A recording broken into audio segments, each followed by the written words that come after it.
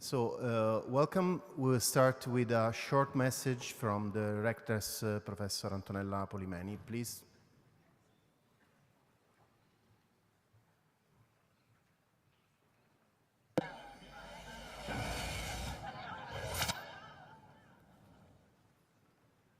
Good afternoon, everyone. I'm very sorry I cannot be with you in person today due to other institutional commitments, but I'm truly pleased to send my warm greetings to all of you gathered this afternoon in our Aula Magna for this special event. It is a great honor for Sapienza University of Rome to welcome Dr. Richard Stallman, a pioneering figure whose vision has profoundly shaped the history of computer science and digital culture. By launching the free software movement and developing the GNU operating system, Dr. Stallman has changed the way we think about technology, openness, and the freedom to share and create knowledge. Today he will deliver a lecture entitled Free Libre Software and Freedom in the Digital Society. In his talk, Dr. Stallman will address some of the most pressing challenges to individual and collective freedom in our digital world, from non-free software and mass surveillance to censorship restrictions on sharing and growing dependence on proprietary web services. This event has been organized and promoted by our students' representatives in collaboration with the Department of Computer Science and with the full support of our university. The collaboration between students, faculty, and institution perfectly embodies our shared commitment to openness, participation, and ethical innovation. I would like to warmly thank Professor Leonardo Guerzoni, Pro-Rector for Digital Technologies and Cybersecurity, Professor Enrico Tronci, Director of the Department of Computer Science, and Professor Andrea Venturi, who coordinated this initiative, for their commitment in promoting this event open to the entire Sapienza community. The presence of Dr. Stallman offers us an extraordinary opportunity to reflect on the relationship between knowledge, freedom, and responsibility in the digital era. I wish you all a stimulating and inspiring discussion and a very successful event. Thank you.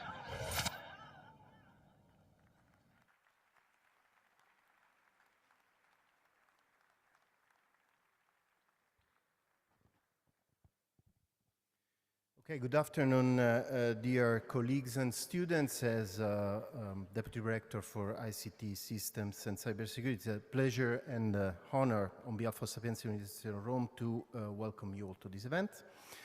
At Sapienza, freedom is not only a constitutional right, it is the cornerstone of our academic mission. Freedom of research and teaching allows knowledge to advance through openness, dialogue, and critical inquiry. Is what enables actually our community to explore new ideas, to quest assumptions, and to share discoveries for the benefit of all. In our times, the exercise of this academic freedom is inseparable from the digital dimension. The tools through which we create, access, and distribute knowledge must themselves reflect the same principles of transparency, openness, and autonomy that guide our research and education.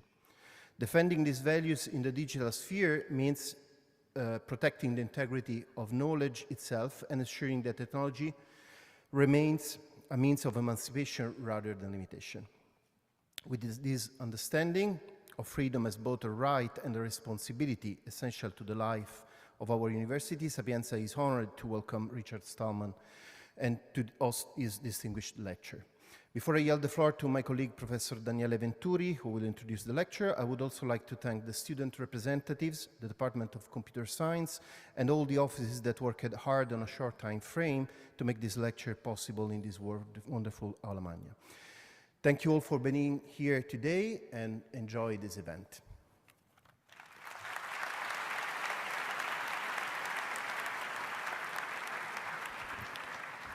Okay, good afternoon, everyone. So let me start by thanking again all the people at the computer science department that helped me to actually make this event reality. And I mean, I'm really happy to actually know that this event started and came from the students. Okay? I think this is really awesome. Okay, and so some revolutions start with words, and the one that we are talking about today started with code instead. So let's welcome Richard, and the floor is all yours.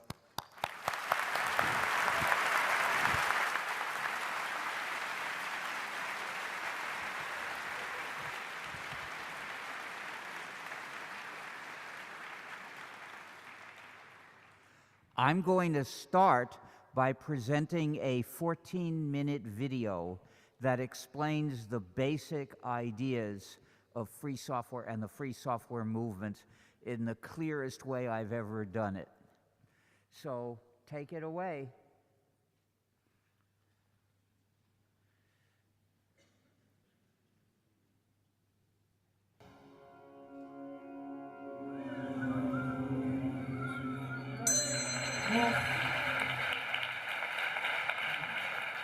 Free software is the first battle in the liberation of cyberspace.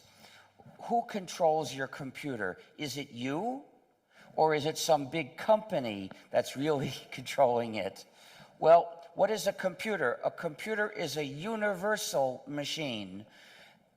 It will do any computation you want it to because you give it a program that says what the computation is that you want.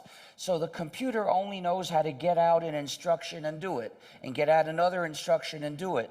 The program has the instructions. It says what to do. So by writing the right program, you can make it do anything. Well, almost anything. So who gives the instructions to your computer? You might think it's obeying your instructions when really it's obeying somebody else first, and you, only as much as that company wants it to, will let it listen to you.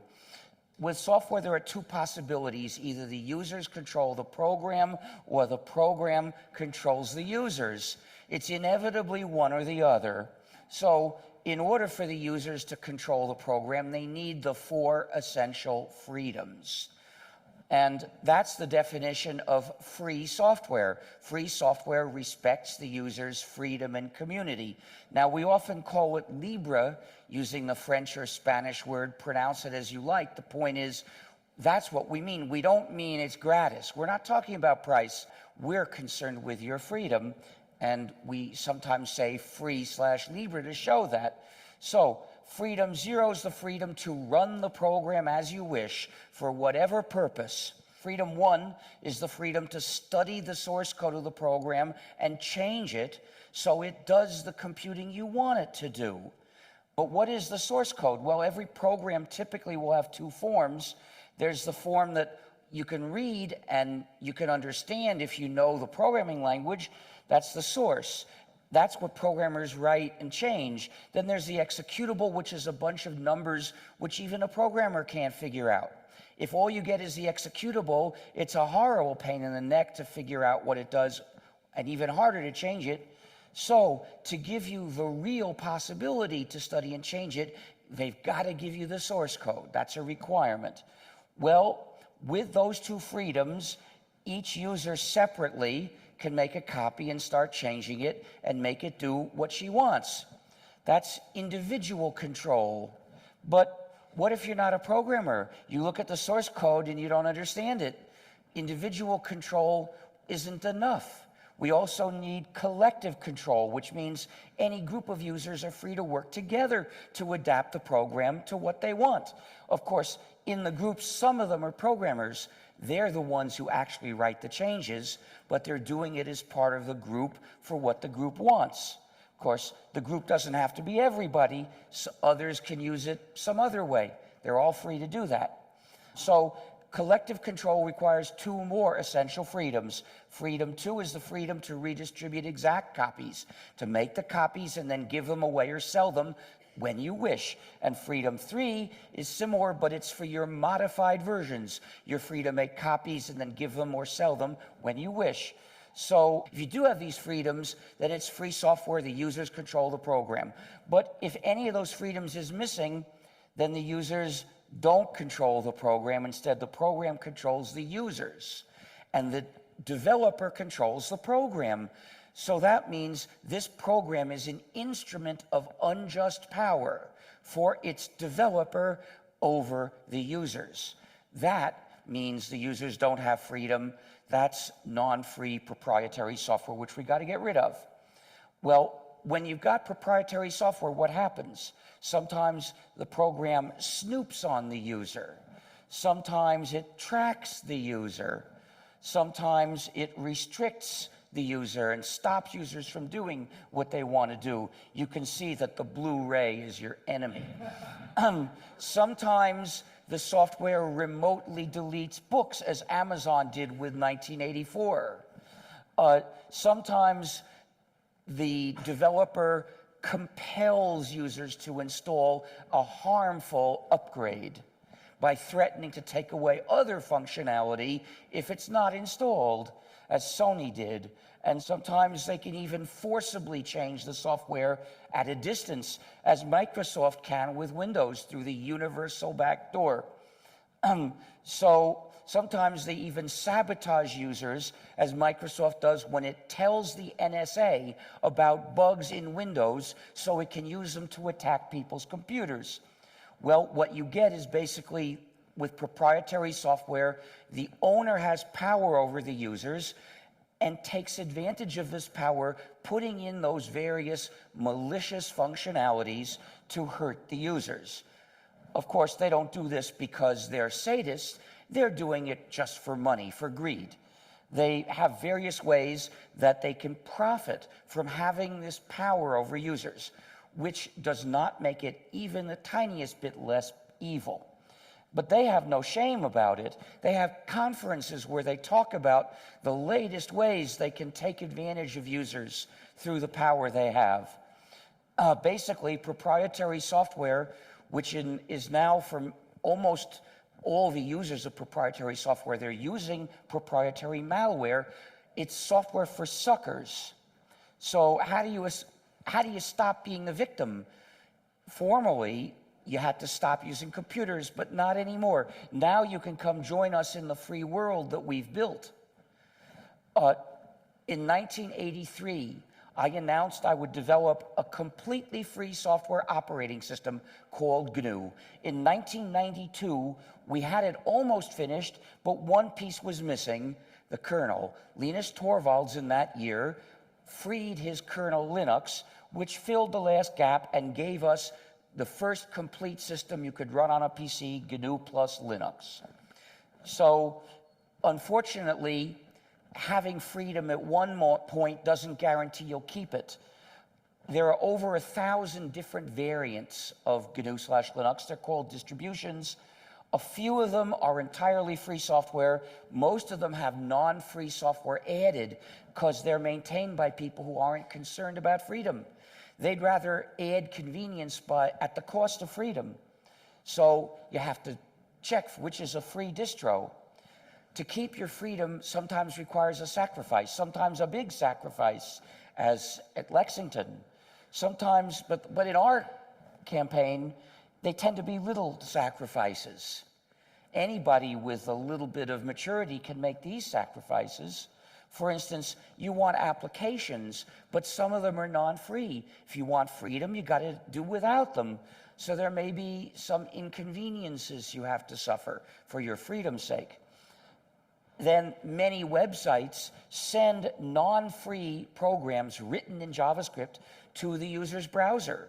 If you don't want to run non-free programs, you should install Libre.js, which keeps out non-free JavaScript.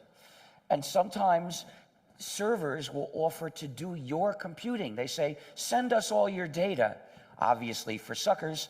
Then the server does the computing and sends you back the results. But you're not supposed to think about what's happening because it's a cloud and you don't see what's going on. Well, you should look. It's software as Service as a software substitute, and it takes away control of your computing. So a large fraction of the world's web servers are running gnu/linux and other free software. But I think the most important computers to put freedom in are your computers, not companies' web servers. They deserve freedom also. But above all, it's people that deserve freedom. So we need to advance, and to do that, we have to cross obstacles.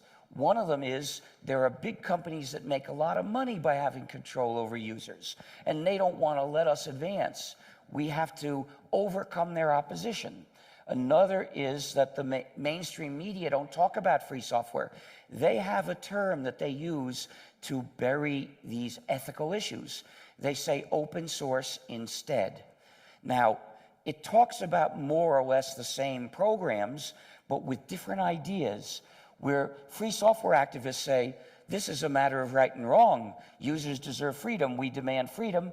The people who say open source, they don't want to say that. So instead they say, let the users change the software and redistribute it, and they'll make the code better.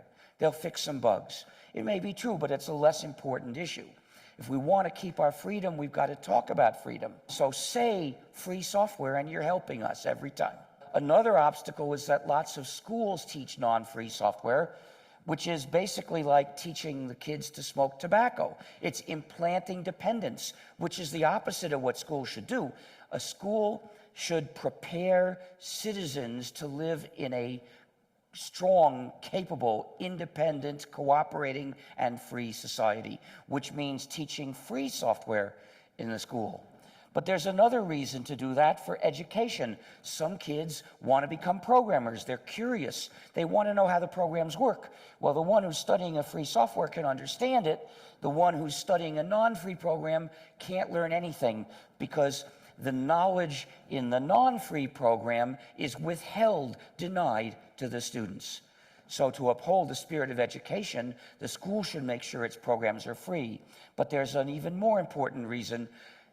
Schools should teach the spirit of goodwill, the habit of helping other people. So the class should say, if you bring a program to class, just as if you bring cookies to class, you've got to share it with everyone else. Can't keep it to yourself. You got to share the source code so other people can learn. So don't bring any proprietary software to this class.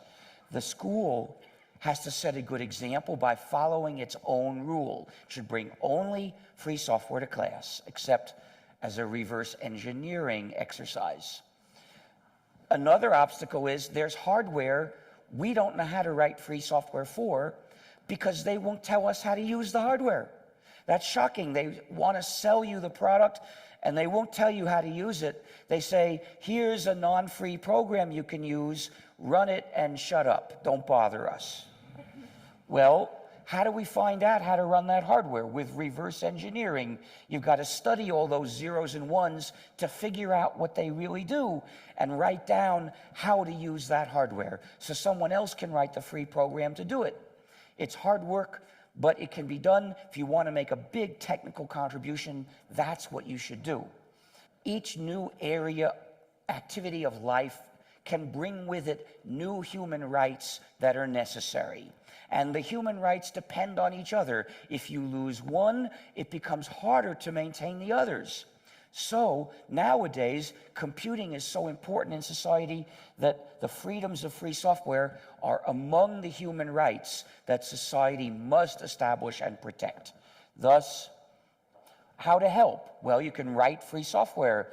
You can organize groups to campaign and persuade schools and governments to move to free software. You can help other people when they have trouble using free software, or help them install it. You can say free software and spread the philosophical ideas. Moving to free software is the first step in the liberation of cyberspace, but of course we also use the internet. We need other freedoms there, like network neutrality and putting an end to surveillance of people in general.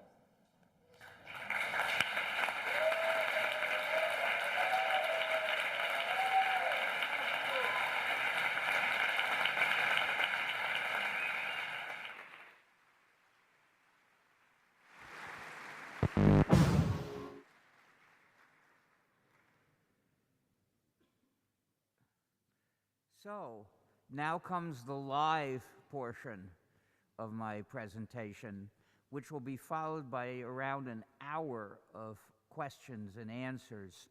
And to prepare for that, people have handed out pieces of paper. Maybe they were handed out at the ends of the rows and you need to pass them along for other people. The point is, you're getting these pieces of paper because I want you to write your questions. I have hearing problems and this room is noisy. It's hard for me to hear anyone in here. If you were speaking to me, even using a microphone, I would often have to ask you to repeat again and again. It's time wasting and it's inefficient. I wouldn't be able to answer many questions that way. I'm much better at reading. Be careful to write clearly, and I'll be able to read most of the questions and answer them immediately. You can hand in questions whenever there's somebody to take them from you, and I'll just get them in a stack and do question after question after question. You'll be amazed at how efficiently that works. So, I would like to ask this university to do two things. First of all, have workshops, advanced classes, and year-long projects, perhaps, whatever works, in reverse engineering. Reverse engineering is crucial for figuring out how to liberate various secret pieces of hardware. And it's also a skill in considerable demand in business. There are not many people who do this. Training good reverse engineers is very useful. So I hope the professors here will take that to heart and find a way to do that. But there's something else that affects all of you, and that is most universities nowadays pressure or require their students to run non-free software, and that is an injustice. The university must stop asking you to run non-free software. Stop asking the staff and faculty to run non-free software. The university shouldn't ever tell you what software to run. And it should make sure that the jobs it asks you to do can be done with free software. Many people give in to the pressure to run non-free software, but the university must avoid adding to that pressure.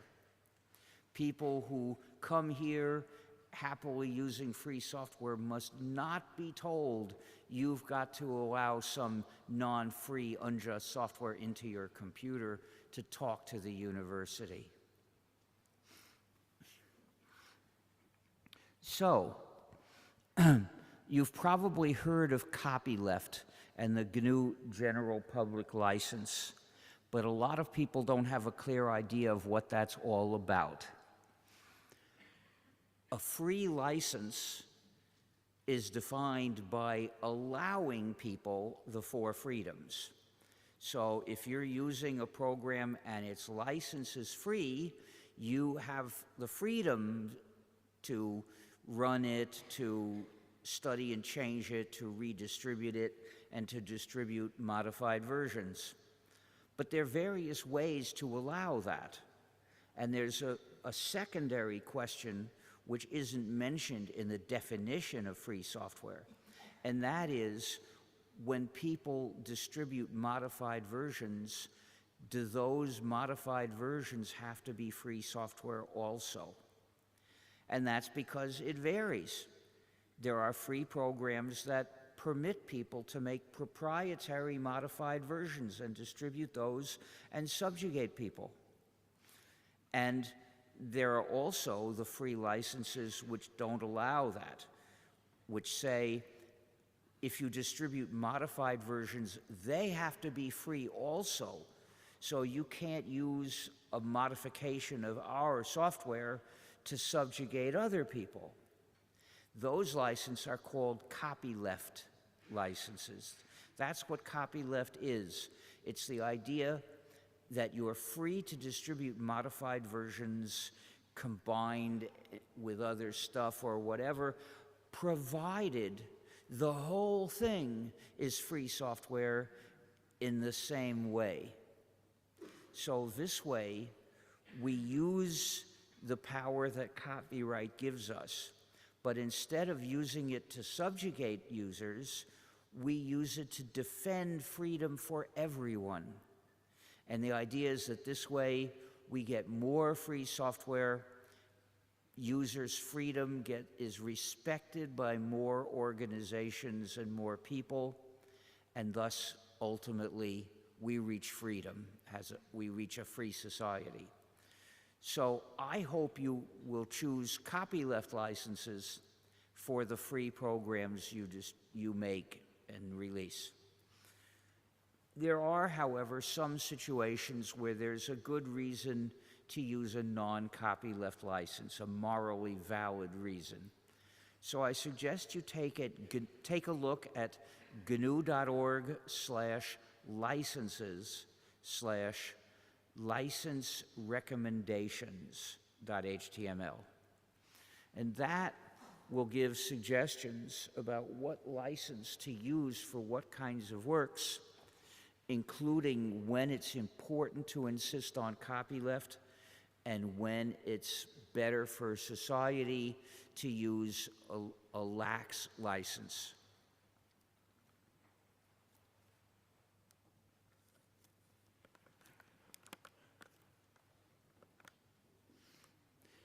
These are so hard to turn that they sometimes hurt my hands, but they don't hurt my teeth, at least not yet.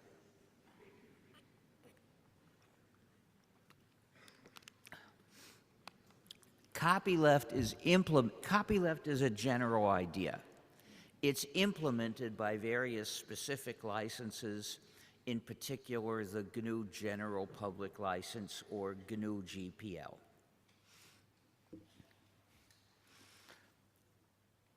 You have heard a lot of people talking about so-called artificial intelligence, and most of the time they're mistaken. Most of the time they're talking about programs which are not capable of intelligence at all. What does intelligence mean? It means the ability to know and understand things. And the programs like ChatGPT, the large language models, they don't know or understand anything. They generate text, and they don't understand the meaning of this text because they don't understand meanings at all. All they know is what's coherent with most of the things people say in terms of word patterns, but they don't know what any of those word patterns actually means. So it would be more accurate to call them artificial stupidity or bullshit generators.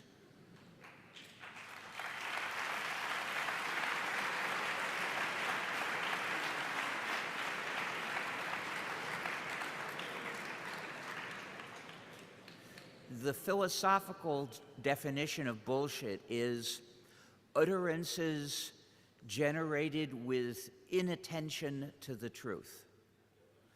In other words, no effort is being made to think about whether the statements are true. And in the case of bullshit generators, they don't do it because they are unable to do it. They have no ability to know the truth of anything. So it's a serious social problem that so many people mistakenly believe that those things are intelligent. And why do they believe that? Because of an enormous marketing hype campaign which uses the term artificial intelligence. So we ought to resist that campaign, and instead of repeating the hype marketing slogan that the campaign uses, we should make sure people can see that they are not intelligent. I'm very careful never to refer to bullshit generators as intelligence.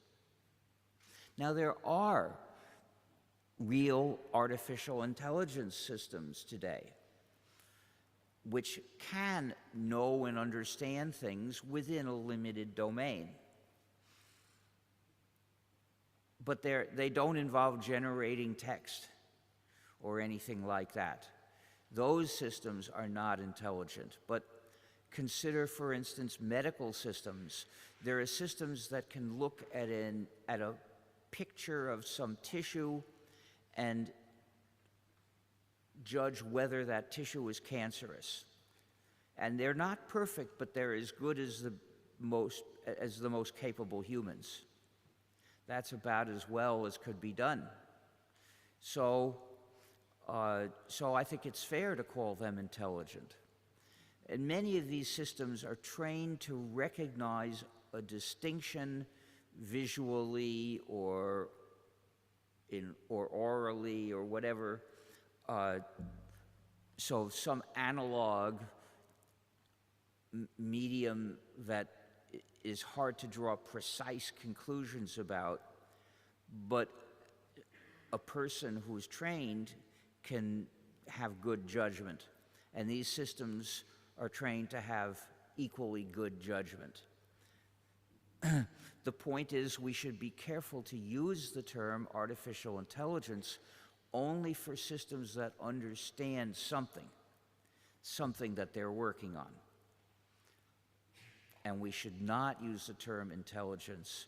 We should resist the term intelligence when it's foolishly applied to other kinds of things like ChatGPT. This misunderstanding is widespread, and it leads millions of people to expect that any day now those systems will not only be intelligent, but as intelligent as humans. And they're not even taking the first step on the path.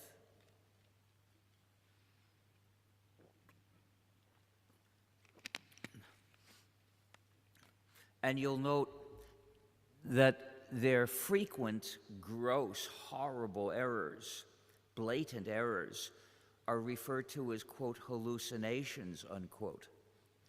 That is also part of the hype campaign. In order to hallucinate, you must be capable of perceiving. If you can't perceive anything, you can't hallucinate. If you have no idea what's true or not, then outputting false statements is not a hallucination.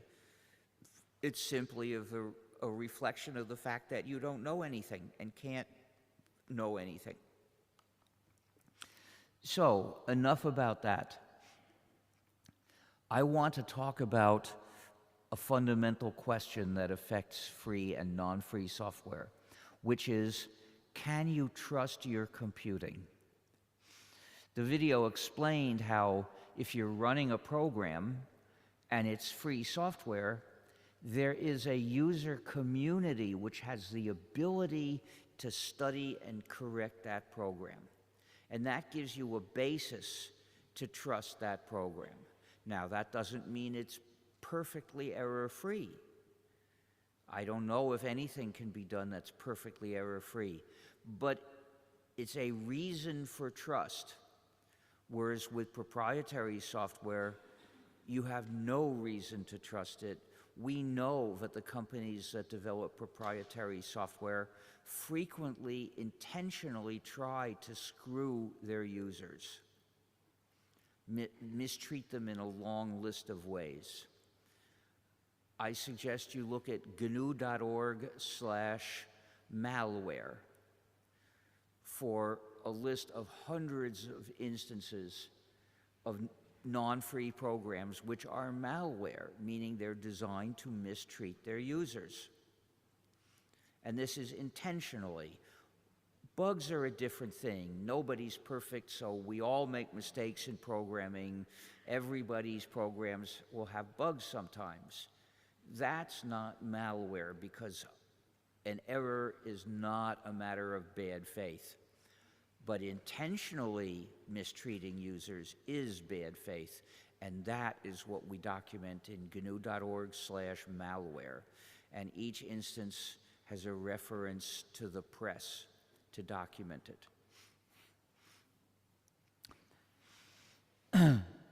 And they're classified by the different kinds of malicious functionalities. For instance, surveillance, backdoors, refusing to execute certain commands, tricking users in various ways, restricting users intentionally so that something users want to do, there is no way to do, it's impossible. Stopping users from sharing copies. So you'll get an introduction to the range of different malicious functionalities found in non-free software today. And what we found is that non-free software is generally malware. Someone studied, I think it was the 1,000 most popular Android apps, and found that of the paid Android apps, something like 60% did surveillance. Whereas with the gratis Android apps, 90% did surveillance. But this study was limited to one particular method of surveillance because they could check for that looking at the downloaded binary. There are other ways to do surveillance, but in order to detect them, you'd have to be much cleverer. So maybe they're all doing surveillance, but the person doing this study had no way to tell. But person was able to study one kind of surveillance, and the result was most of the programs did it. It has simply become a standard practice that the developers of non-free software generally do.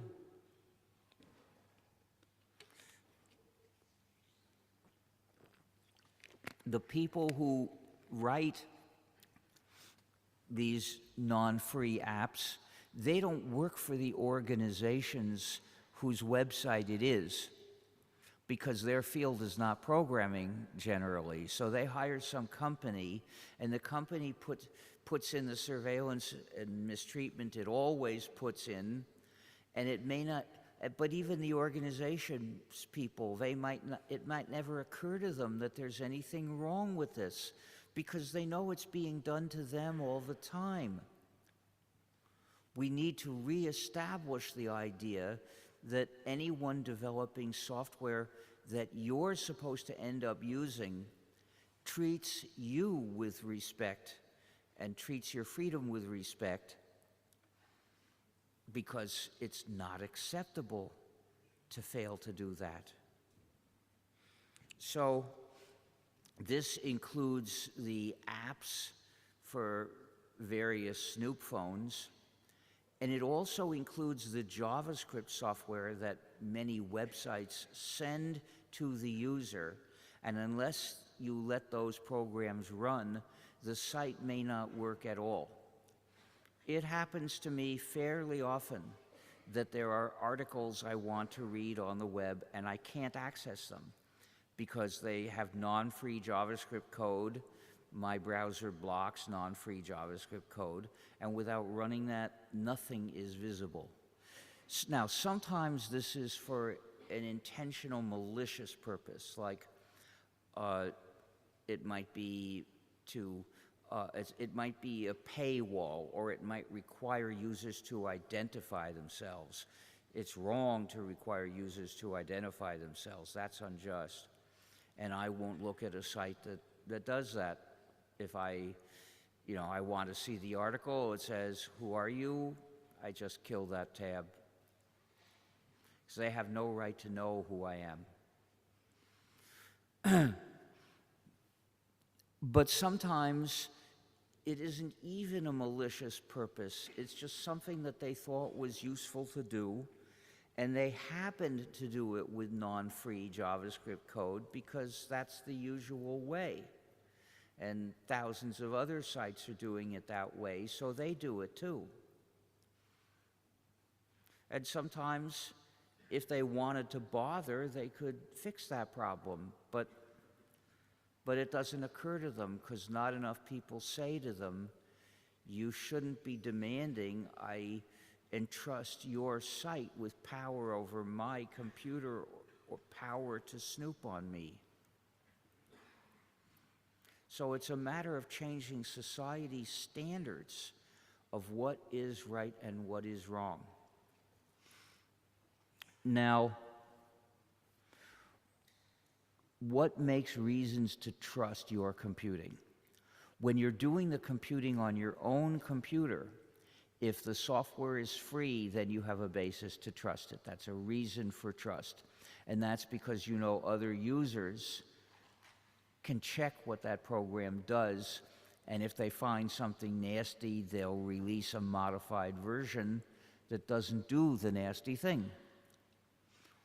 But you also may do your computing on servers set up by others.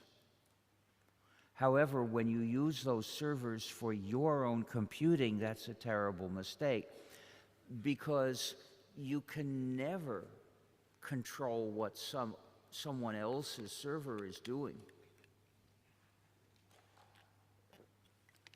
Now, that server might be running entirely free software, but those copies belong to the server owner, not to you. So if you were running your copy of that program, that free program, you could trust it, because you could change it if needed. But if you're using someone else's server and someone else is running a free program, well, someone else can change it if it shows a bug, but you can't change it. The server owner has no reason to trust you to change the programs running in per server, and no obligation to. So the way we deal with this is, when it's time to do your own computing, do it with your copy of the free program on your machine, and that way you can change it.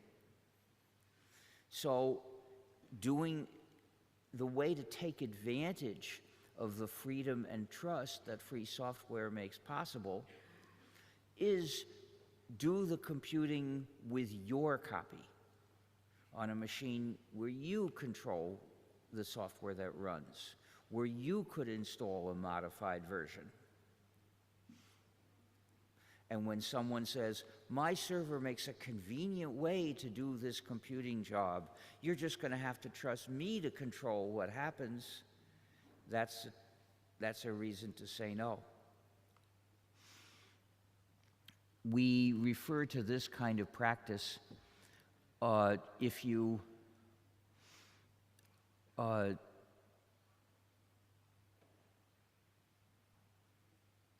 as service as a software substitute. There's something you could do by running a program, that is, by using software.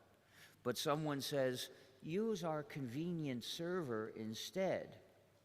And that means you give up the opportunity to control what's being done. Now, what does security mean?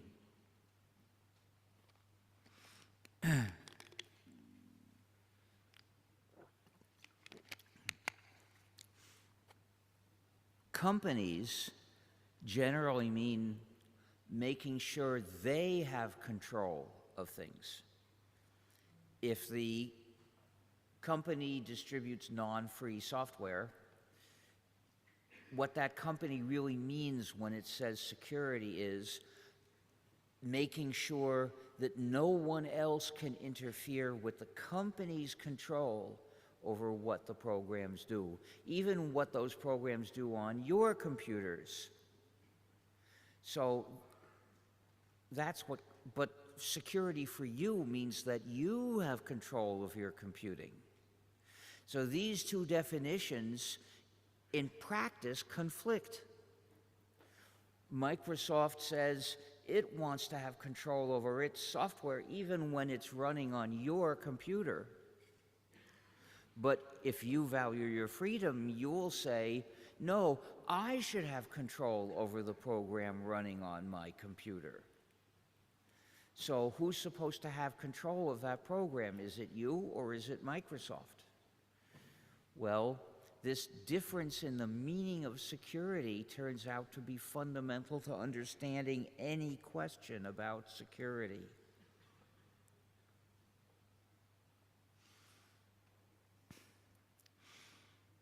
I picked Microsoft as an example, but Apple does the same nasty thing, and lots of other companies do too.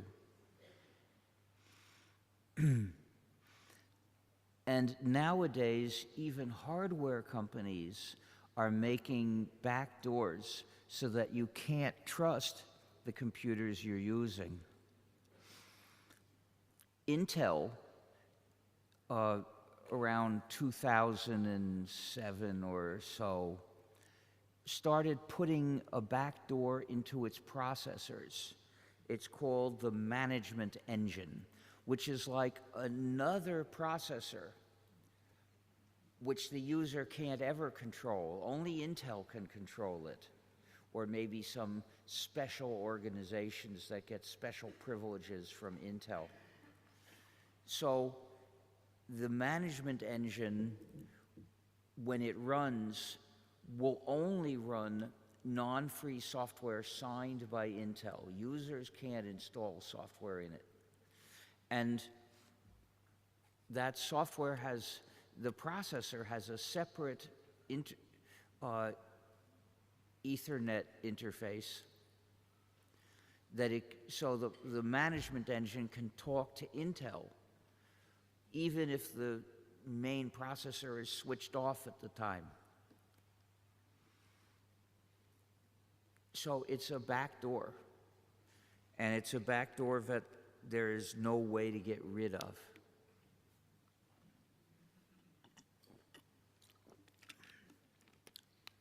Now, for the latest generations of Intel processors, people have found a way to turn off the management engine after the machine finishes booting.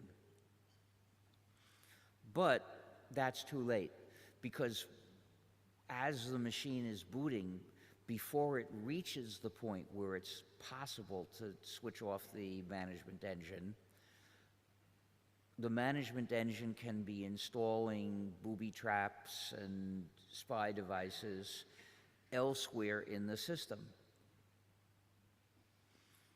So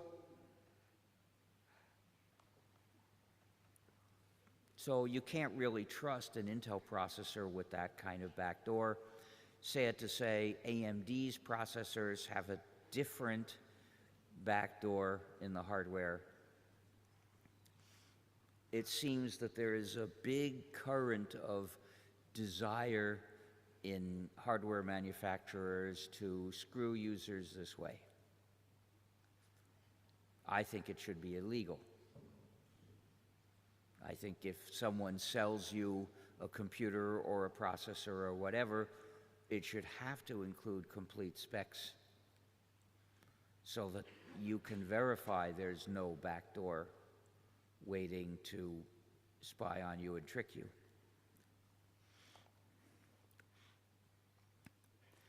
But there are also injustices on the World Wide Web and on the internet more generally.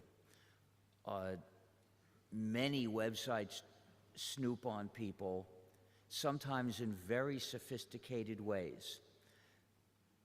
For instance, there is browser fingerprinting.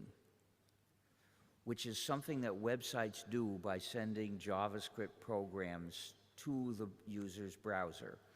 And the program contains a lot of benchmarks. A benchmark is a program that's artificially written just to measure how fast an operation is. So it will do the operation 1,000 times or 10,000 times or however much it takes to get a good measurement of how fast the operation is. And then just report. So it may send 100 benchmarks and get 100 numbers. And the thing is, any two computers are different in a way that is reproducible. So even if you and I have the same model of computer with the same model of processor, the fingerprint obtained from these benchmarks may be different, will surely be different somewhere between your computer and mine. And so there are various sites that benchmark every user that connects to them and get a picture of a fingerprint, a list of benchmark results. And so when sites cooperate, and there can be large numbers of sites cooperating for this fingerprinting, so when you visit one of these sites, the benchmarks get run in your machine, and all of the sites find out. So if you show up on any of those sites, it will know, that user has come back. That user was on that site, but now the user is on this site. And if any of the sites in this surveillance league know your name, they'll all know your name, because they're all spreading this surveillance data. So there are real dangers to surveillance through websites.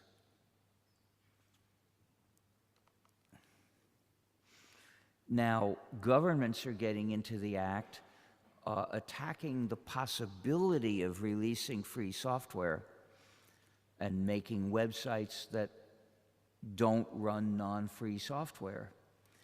It's becoming illegal in some places. For instance, it often ends up making all users identify themselves running non-free software to do it, or showing government ID to do it. Well, tracking people threatens freedom. We know which kind of governments always say, "Show us your papers, please." And if they do it through computers, it's no better. We also are aware that there's a tendency around the world towards increased repression of dissent and protest.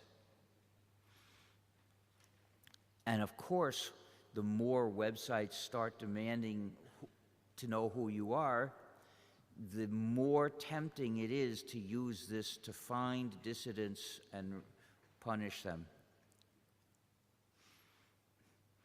So if we want to have a free society, we need a powerful movement to demand the collection of less personal data about people, less tracking of people.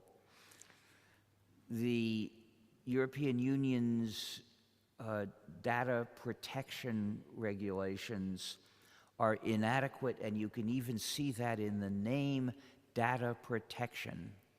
The term data protection assumes that an organization has the data for some expected reason, and the question is to regulate what the organization does with the data.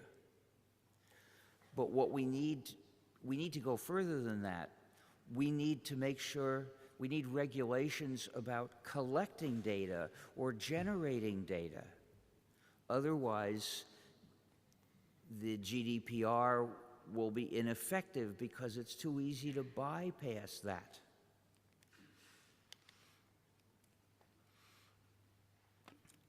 I've seen systems, parking lot systems, that require every driver to enter the license number of the car. into a computer system. Well, this is massive surveillance of people. Nominally, it's a way to collect fees for parking. But compared to that, the danger of what it's doing, tracking who parks there, is a much bigger problem than the problem it's meant to solve. Are you raising your hand for a reason? Someone, it looks like maybe not. My eyes are having problems. I'm going to need operations soon. And so it's much harder for me to see, and glasses don't help anymore. So, but the operation should fix that in a couple of months. Anyway,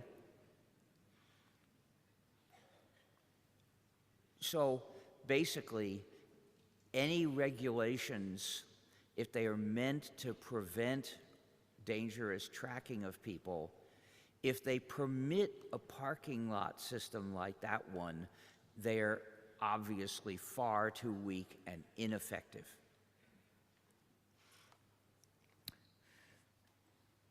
And the next way to make users identify themselves is protection of children. You know, it's supposed to limit what children will be shown, but the inevitable side effect is that it forces adults to identify themselves. All the systems that they've proposed for adults to prove that they're adults have the effect of making it possible to identify them. And that is terribly dangerous. My response to that is that I won't use those websites at all. I don't in general. I don't use anti-social media, partly because I don't want to be tracked, partly because and you know, you have to say who you are. Of course, the site knows what you're looking at on the site. So right there, it's tracking you.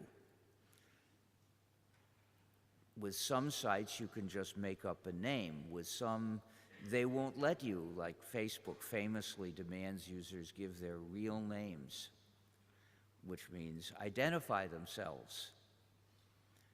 But now they have another excuse to make all the users identify themselves.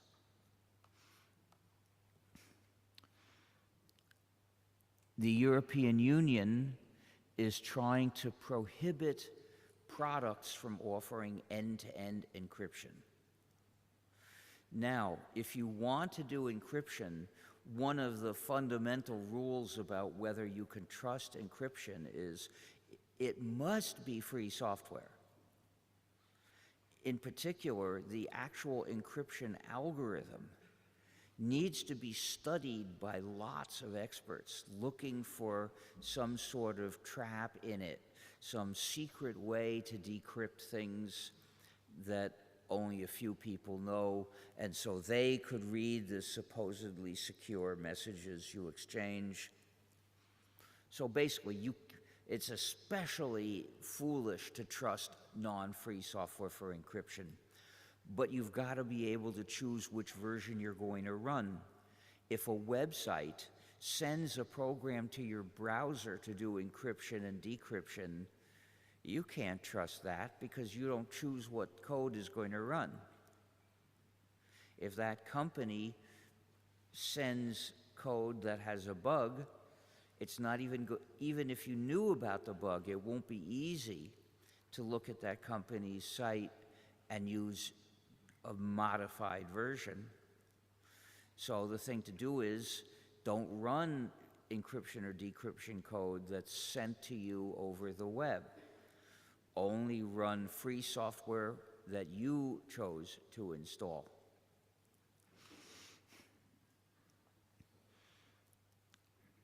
So to prohibit end-to-end encryption, the there's an effort to make it illegal in the European Union. It's known as chat control, and the idea is it should snoop on everybody's data before the encryption, which means the encryption is a joke. Google just announced a plan to restrict distribution of Android apps through methods other than Google. There is a free software app store called f-droid, and I've looked at their criteria. Every app in f-droid is required to be free software, and it's distributed as source code. You could build it yourself and install it if you want. But they offer binaries as well.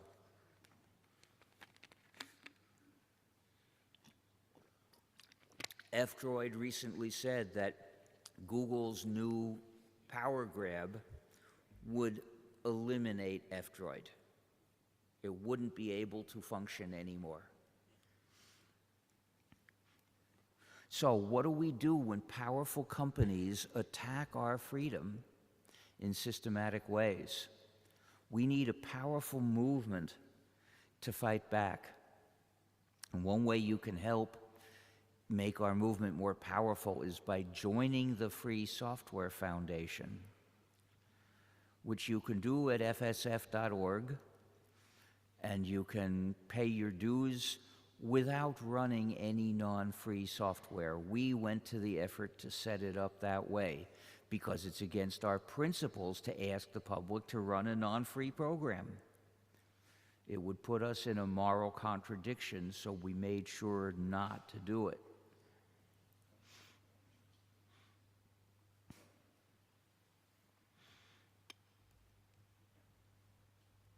And that's why it's important for you to organize here in the university and demand that the university stop requiring you to run a non-free program. Whether it's Microsoft Teams or Google Meet or Zoom, they're all evil and unjust in the same way. Or whether it's some sort of app for administrative dealings with the university, or some non-free software on your computer to take an exam. If a university wanted me to take an exam and tried to have me install the software on my computer, I would say that's insecure. I can't do that.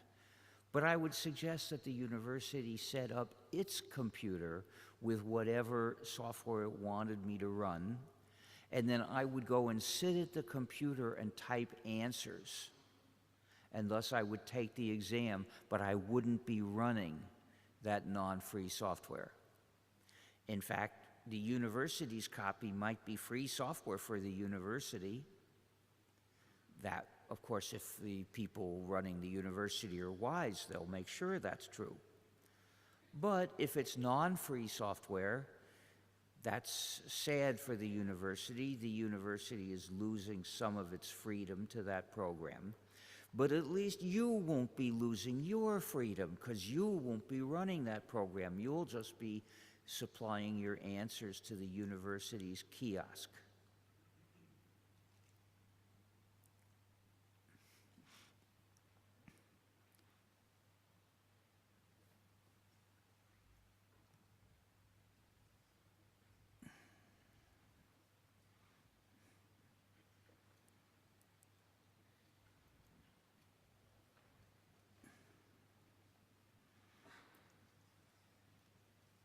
So now it's time for questions. Have there any questions been collected? Good. I would say let's start thanking Richard for the talk.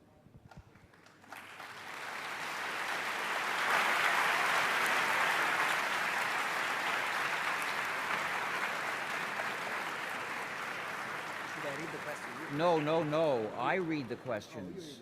Okay. That's the whole point. Okay. But I mean, some I want to be able to grasp them by reading, not by listening. How can I practically switch to free software for me and my family without them killing me? If your family is likely to kill you, you need to run away.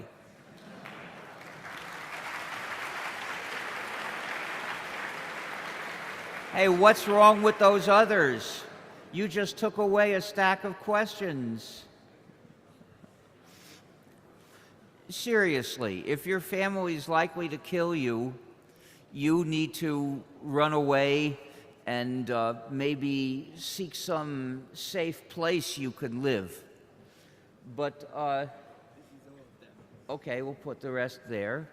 But basically, you've got to be able to explain the injustice of those programs and say that they're treating people, by demanding that you run those unjust programs, they're attacking your freedom.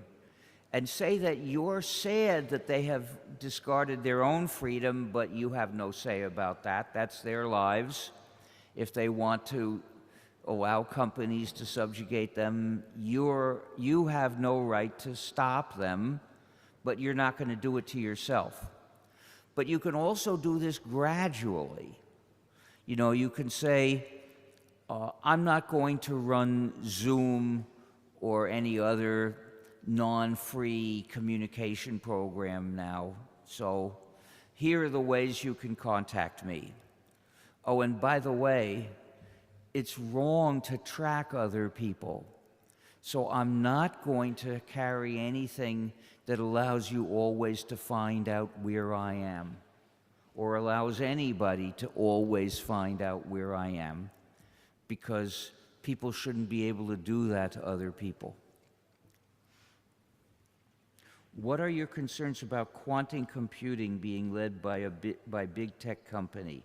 Well, my concerns about quantum computing is that the main public key encryption algorithm, which is used, for instance, by the GNU Privacy Guard, which does it's used for public key encryption.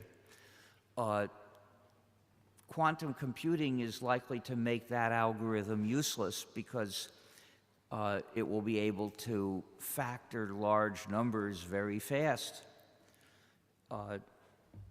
So the question is, can we verify that a replacement is really solid?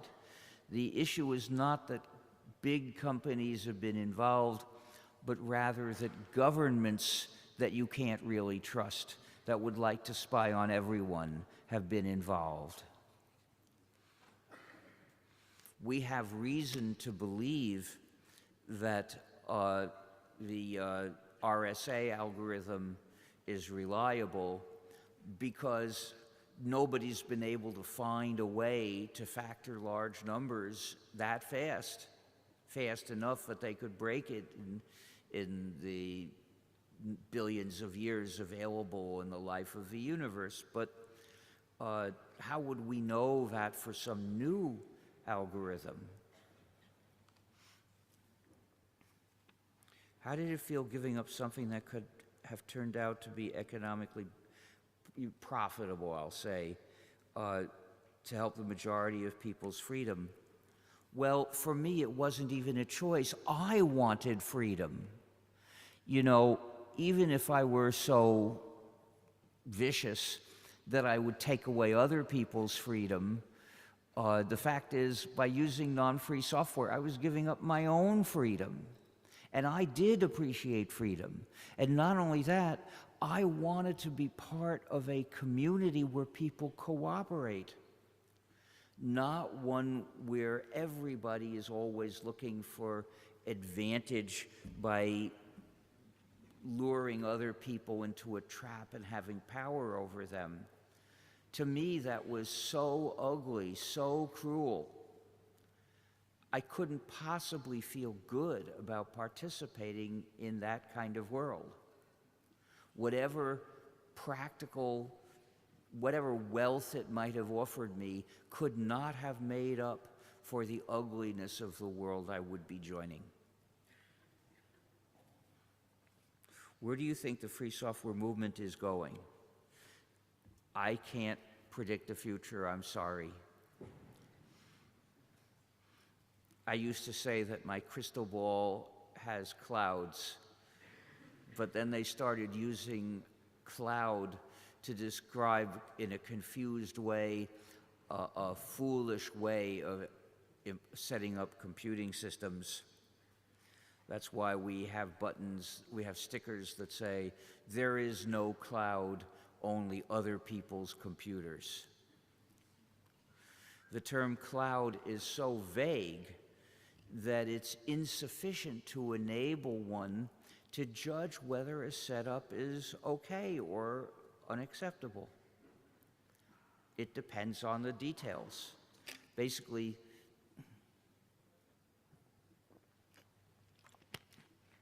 when you're dealing with using servers, there are various possibilities. One is you're renting the server and you decide which programs are going to run in it. Well, that's morally equivalent to buying the computer and hooking it up to the net and using it as a server. If you control what programs are running in it, you control it. But what about the other ways, the ways of doing your computing in servers that belong to others and are set up with software by others? That's different. Basically, when it's just for communicating with others, well, servers are inevitable for that. If we talk through the internet, we're going to have to be talking through other network nodes that we don't own. So it's no use wondering whether that's okay. It's the only way that could possibly be. But if you want to do your own computing, then you deserve control over that. Let's put them at the bottom. Right, that's the order they're coming in, so that way, at least it's fair.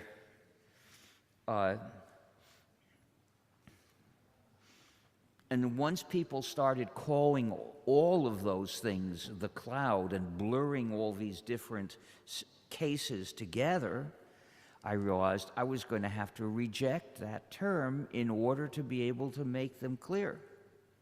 What would you suggest to someone that would like to start an organization today? Well, that's a very general question. Organization for what? There's so many possibilities, I wouldn't know what to say. Oh, spreading free software is difficult because of big companies' competition. Well, there is free software you can promote. You can promote using gnu+linux to do your own computing on your computer. You can promote rejecting the computers that won't run it. You can promote rejecting the non-free communication systems. Those are especially pernicious because a communication system generates a network effect. The network effect simply means that the more people are using that particular system, the more pressure there is on you to use that communication system.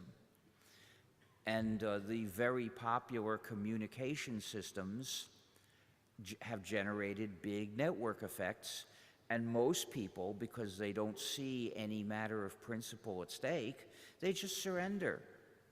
And they never complain unless something very nasty gets done to them and they see it. Nasty things are getting done, but they're not aware of those. Or if once in a while the nasty thing causes personal direct inconvenience, they may complain about that, but they don't recognize that the reason that happens is that the programs are non-free. The non-free programs essentially create the temptation for the company to put malicious functionalities in. But the distance between those is so long that most users are not aware that when they accept a non-free communications program, they are inviting mistreatment. So teaching people this is important. If someone says, what is it? There's a non-free Discord or WhatsApp or Zoom, whatever non-free communication system it is, they do nasty things, and they can do the nasty things because it's non-free. If it were free, somebody would make a modified version that doesn't participate in the nasty part, and thus, by making use of users' freedom and control of their own computing, the users can protect themselves and each other.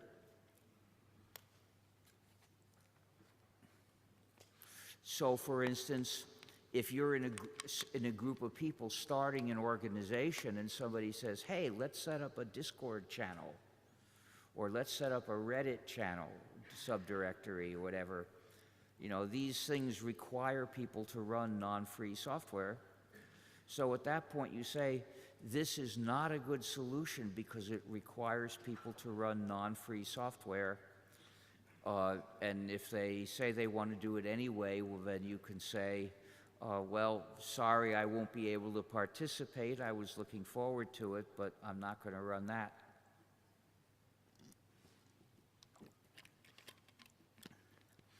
A month ago, there was a talk near Boston given by an important progressive leader who had just published a book. So it was a book talk. And people were told, sign up through Eventbrite. And, well, I'm never going to run Eventbrite. It makes you run non-free software, and it collects data about people. You can't use it without identifying yourself, and that was going to require a payment through the website, and almost all websites except fsf.org are set up so they require people to pay by credit card or some other such digital transfer, and that means identifying yourself. Now, it's always wrong to make people identify themselves to join in an activity, and fascist governments take advantage of this. This is an assist to their repression. But it's especially bad when you do this for a talk given by a leader in the resistance to fascism. It's like, okay, hey, everybody who's interested in resisting, identify yourself today to people who might want to arrest you. It's just dumb.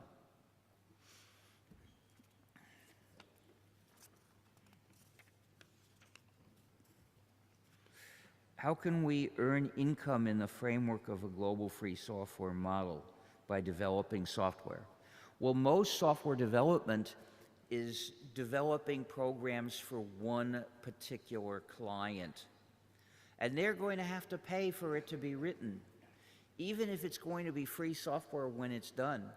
Now, I have friends who are in a in a web development cooperative. They develop websites and they only use free software, and the software that they develop they hand over to the customer. But they still get paid. And nobody's going to do that kind of work without getting paid. What do you think about the open weight / open source machine learning models? Well, we're in the final stages of developing our criterion for what is a free Libero machine learning system. And what we're looking at requires publication of, or making available the training inputs as well, so you could retrain it. Because the ability to rebuild yourself differently is crucial to freedom. But it's not finished yet. How can we significantly sway the public to adopt free software when so many are happily to become tech illiterate and dismiss violations of their privacy, especially with so-called artificial, quote, intelligence, quote, feeding them confident lies? Well, it's not easy.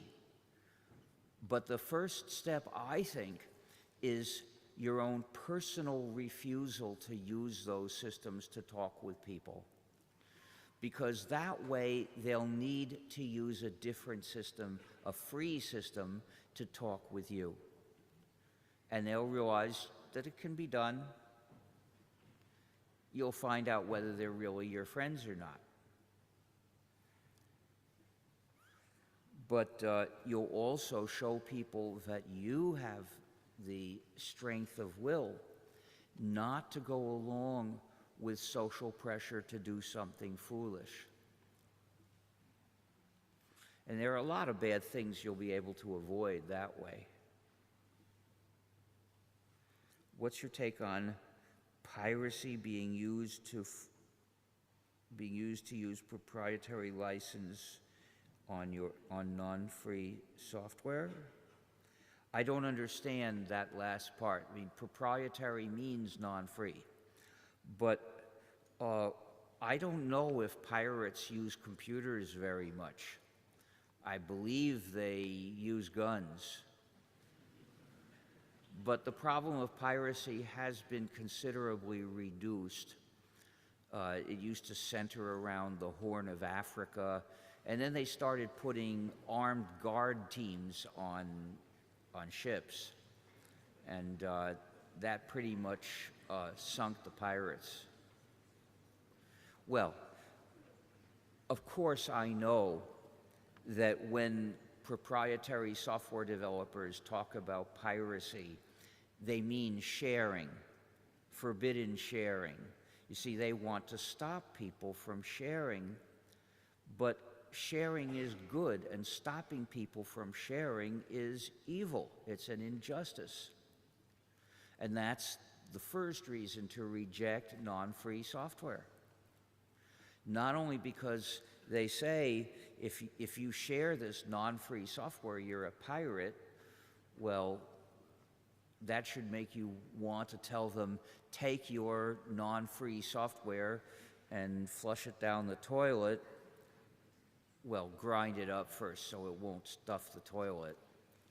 But the point is, I don't want it. If it's going to treat me that badly, I want to get it out of my life. That's the feeling that motivates me from the beginning.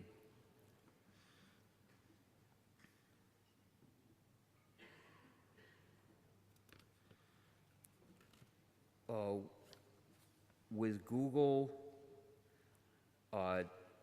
well, I don't use the term open sourcing or closed sourcing because those are not, I don't advocate open source. As you saw in the video, the term open source was coined specifically not to raise the moral issues that the free software movement is about. So if you're promoting open source, you're not telling people about the free software ideas or its moral issues. Could anyone bring me another bottle of water? I'm very thirsty. So basically, it's no accident that they coined a term to do that. It was people who liked free software. In 1998, that term was coined by people who liked free software and wanted to promote development of free software, but they did not want to raise political and moral issues about software freedom. So they wanted to bury the idea of software freedom under a pile of things that don't morally question.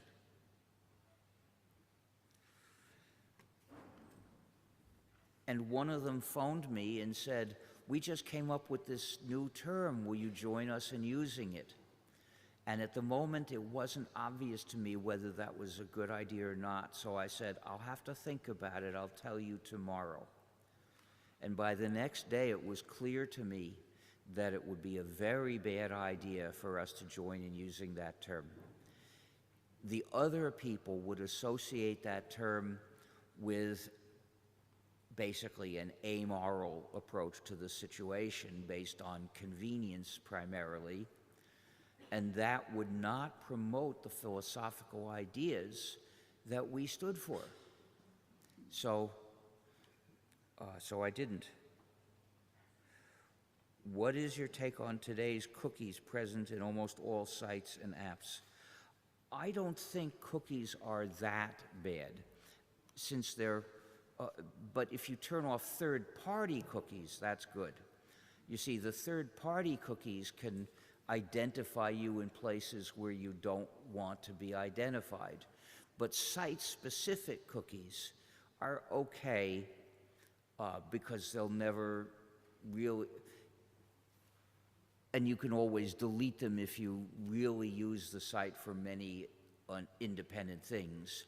That might happen, for instance, with a search engine. You would want to get rid of the cookie between different searches. But in order for that to really work, you've got to be visiting it through Tor, so they can't tell it's the same computer. Which distribution currently running on your PC? I use Triskel, which is one of the entirely free software distributions of gnu+linux. And which would you recommend to a neophyte? I haven't tried the non-free ones. In fact, I don't try all the free ones because I've got too much work to do. So unfortunately, I can't make a recommendation about that. But the non-free, thank you, the non-free software that most GNU/Linux distributions contain generally does not make it easier to use. Oh, thanks.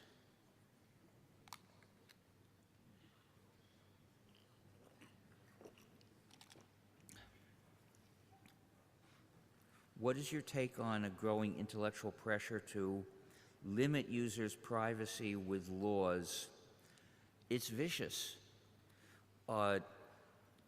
We already have generally far less privacy, but what's happening is massive, pervasive surveillance, cameras in the street to identify people and then punish them, track them if they're dissidents. Of course, they always say that they're trying to stop terrorists, but you know, in Great Britain, they have labeled people who painted some airplanes as terrorists, as a terrorist organization, and now they have arrested thousands of people just for holding up signs with the name of that organization. And they are facing trial and perhaps imprisonment for years. Of course, they're not going to really imprison those people for years because the prisons are full. But the mere idea that they would equate nonviolent protest with terrorism and then use laws meant to stop terrorism to stop protests instead, that should be terrifying to everyone.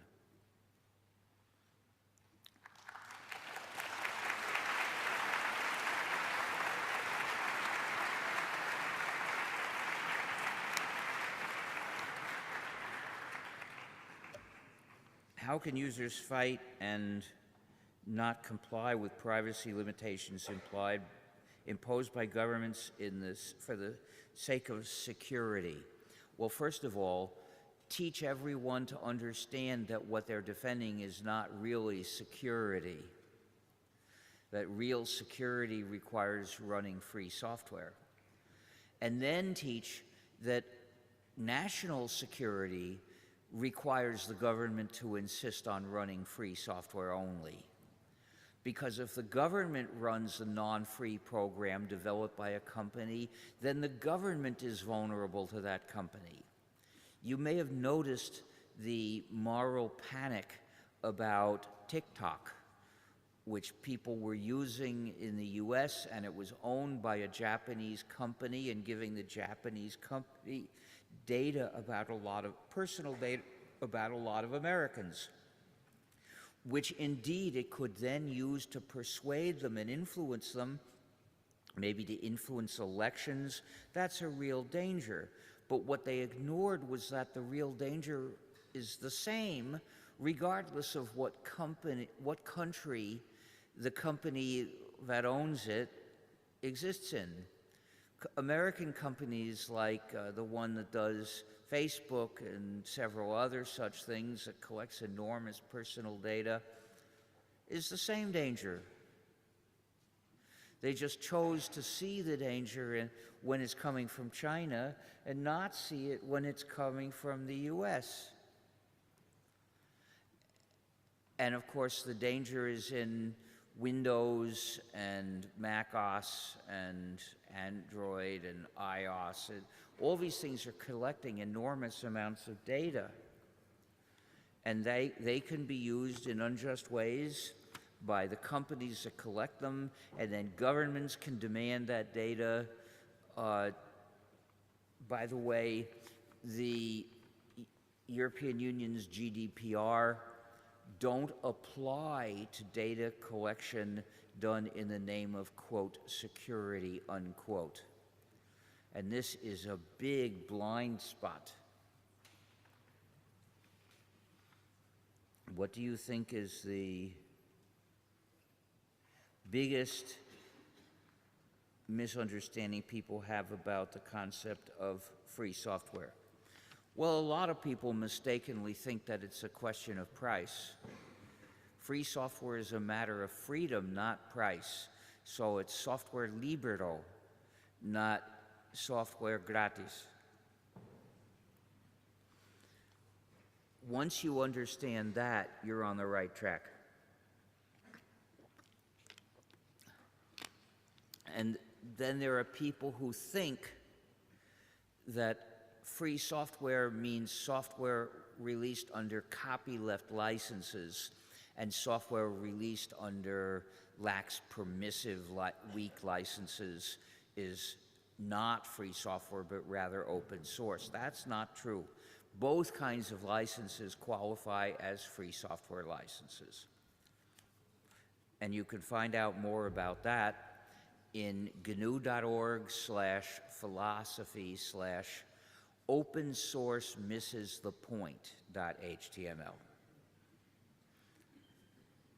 What are your positions on piracy again? Well, you know, I saw some movie piracy. I liked the first Pirates of the Caribbean movie, but I didn't like the second one because it had a parrot that was a bad guy, and I love parrots. Now, I would never accept an unauthorized copy of a non-free program, just as I would never accept an authorized copy of that same non-free program. I won't tolerate non-free software on my computer because it would give someone else power over me by giving someone else control over what my computer will do. That's the reason not to accept the unauthorized copies of non-free software.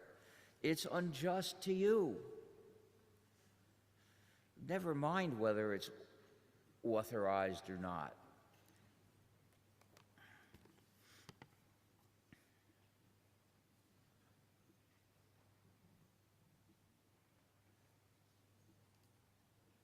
So, no, I don't see unauthorized redistribution of non-free software as a valid form of activism for free software.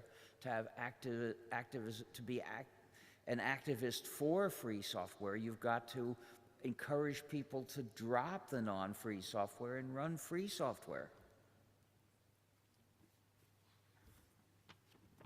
In a world where software is becoming a key part of the bureaucratic process of nations,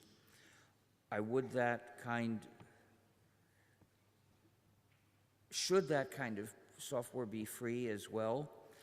Well, the software that governments ask you to use to interact with government agencies, of course, must be free. Nobody should urge you to run a non-free program, and that includes the government. Of course, it's especially shocking when the government does things to pressures people to do things that surrender their human rights.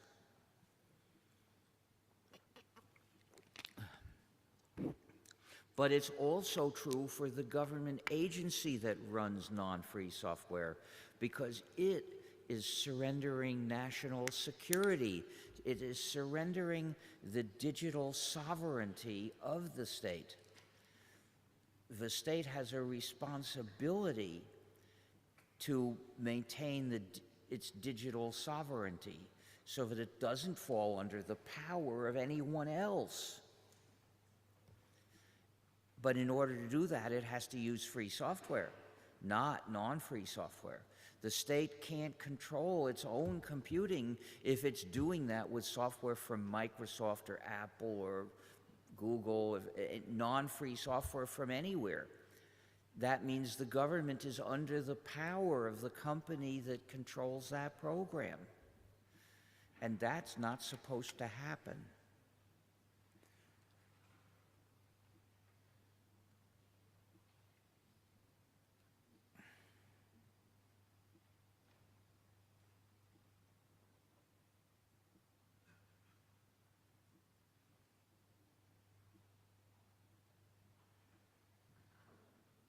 Someone is saying that in bullshit generator safety, allowing the users to get the model's weights might allow them to sabotage something. Well, users seem to be pretty good at finding ways to confuse and sabotage LLMs anyway. They keep doing it. And some people are very clever about it. So, I don't think such safety is actually possible, because what's wrong with those systems is fundamental. It's a consequence of the fact that they play with text and they don't understand what any text means. So they're enormously error-prone all the time.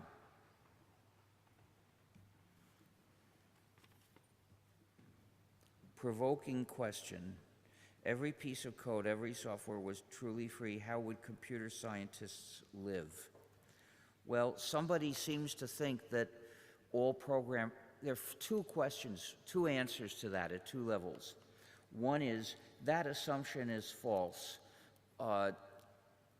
From what I've gathered, most people who were paid to write software are getting paid to write special purpose software for a particular company to use. And they might as well make it free software, and that won't affect their getting paid. So apparently this question is based on thinking only about the massively distributed programs like Windows or Android. But then we get to the point that those programs can be distributed, can be developed in other ways. You don't need that many people to develop those programs alone. The masses of software developers are mostly getting paid to develop special purpose programs. Now, when it comes to programs that are used by lots of people, they can form an organization and donate money to the organization to hire somebody to make an improvement in the free software. This is already done sometimes, and those people are getting paid.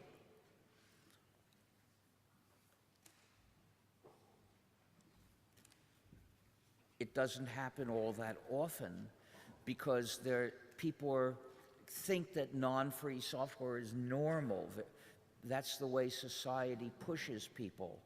But these organizations can succeed very well when you have a lot of people using a free program.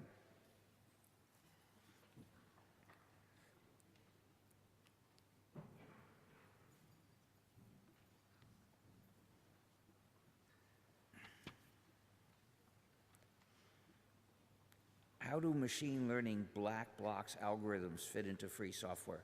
Well, I think I answered that well enough already. I hope in a few months we'll publish our criterion for free machine learning systems. What do you think about the danger of NSA or CIA infiltrating the code base of famous and widely used? Well, this person said open source. You shouldn't use open source when you're talking to me. But the danger of that infiltration is real. But the fact that the program is free and people are studying its code and looking for errors makes it more reliable against all kinds of sources of errors, including such infiltration, because people can spot the bug. You're not going to spot the bug in Windows because only a few people can look at the code of Windows, and they're all busy doing particular things. What do you think about privacy and free software? Well, non-free software is excellent for snooping on you, and generally is developed to snoop on you. So for privacy, free software is better. He says in the artificial intelligence, I suppose that means chatbots. And I can't see the connection directly. The chatbot is going to snoop for the company that runs it. It's not snooping for everybody else in general, although it may leak personal data that it has learned. What do you think of the world of the work of Edward Snowden? 3 cheers for Edward Snowden. Hip, hip, hooray!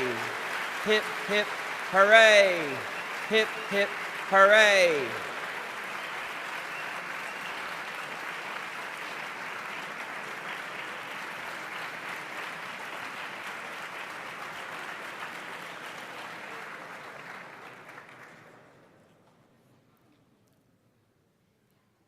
Whistleblowers like Snowden help the public find out what is being done to them by their own governments.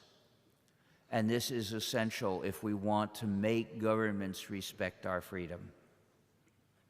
It's only the first step, of course. You can't count on people to make governments change their unjust policies. But at least you can try. How to be a better computer scientist.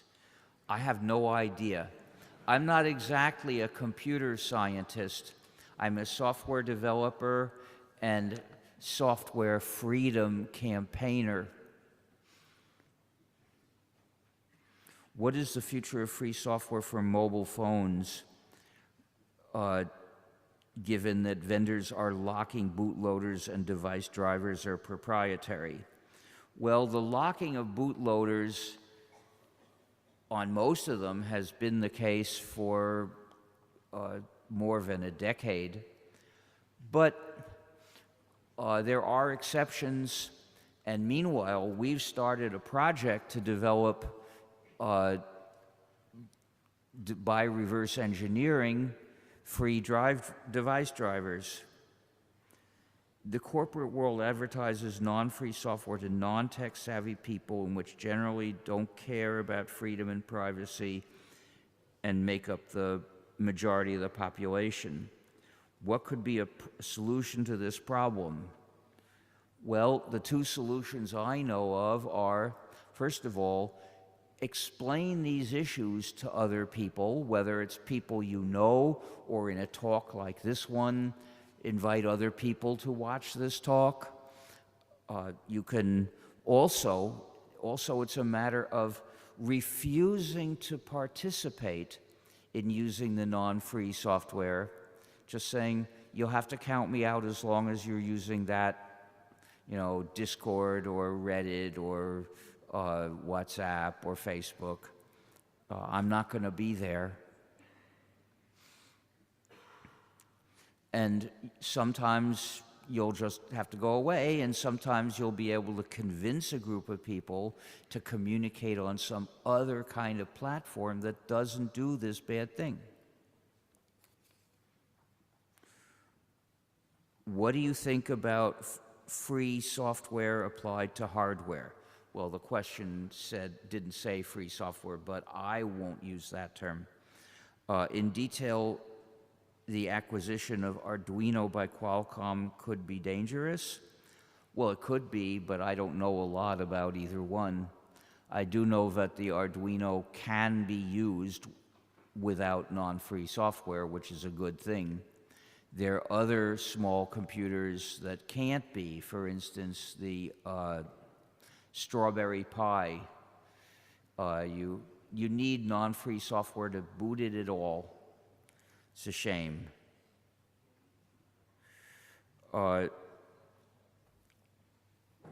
Now, but in terms of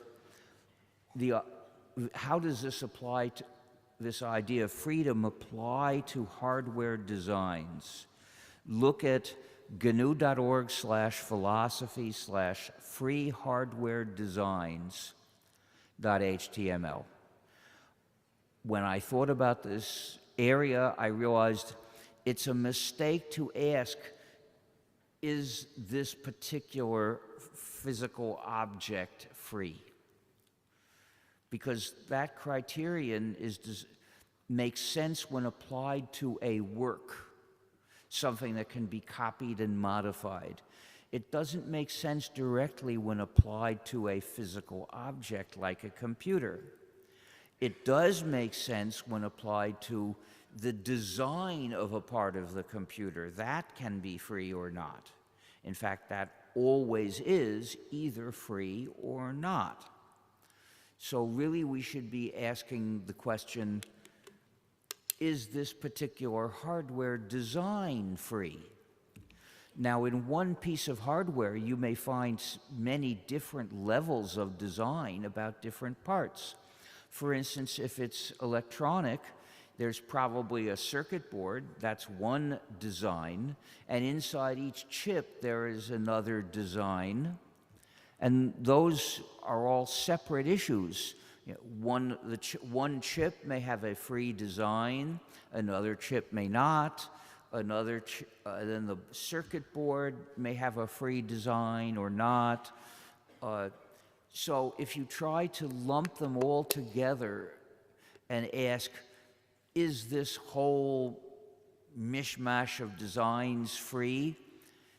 That obstructs clear thinking.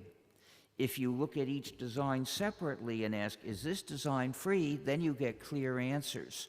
Now, you may find out that these 2 designs are free and those 5 are not free. It's more complicated that way, but that complexity corresponds to reality.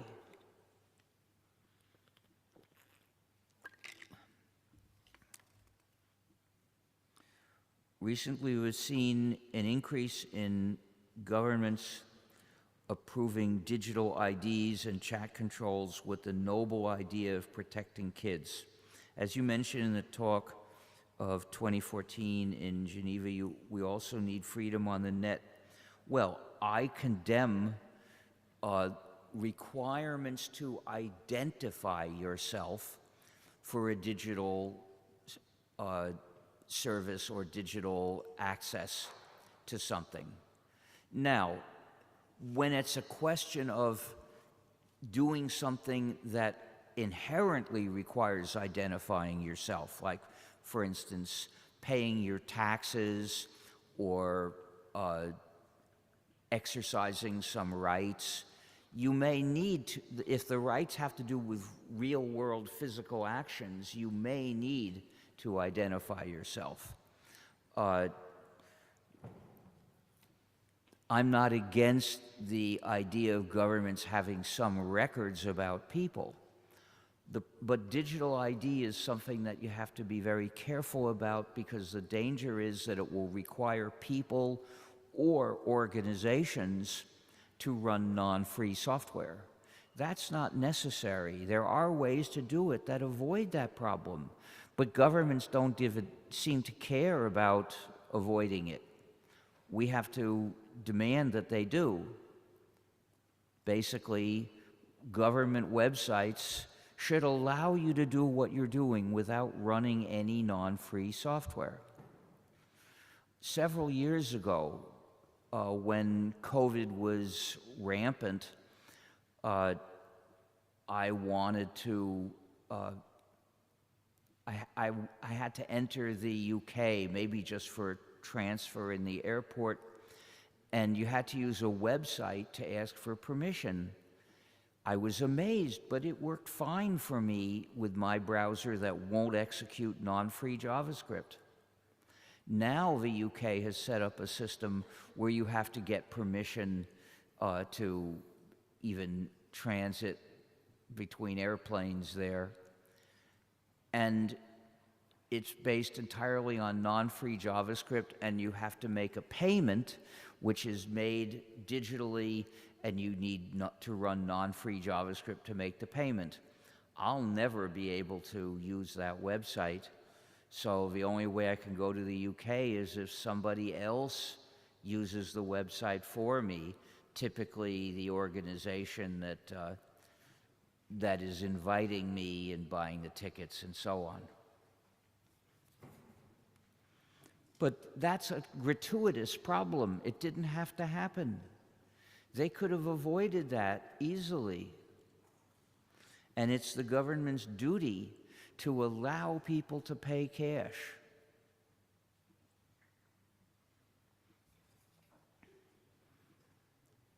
What do you think about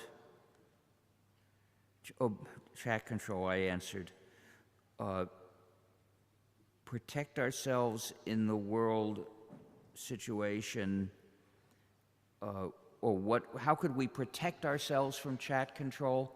Well, chat control would, as I understand it, apply to devices that are basically fixed rigidly and are sold with certain capabilities. Like if it's sold with encryption capability, it will have to snoop on people before encryption.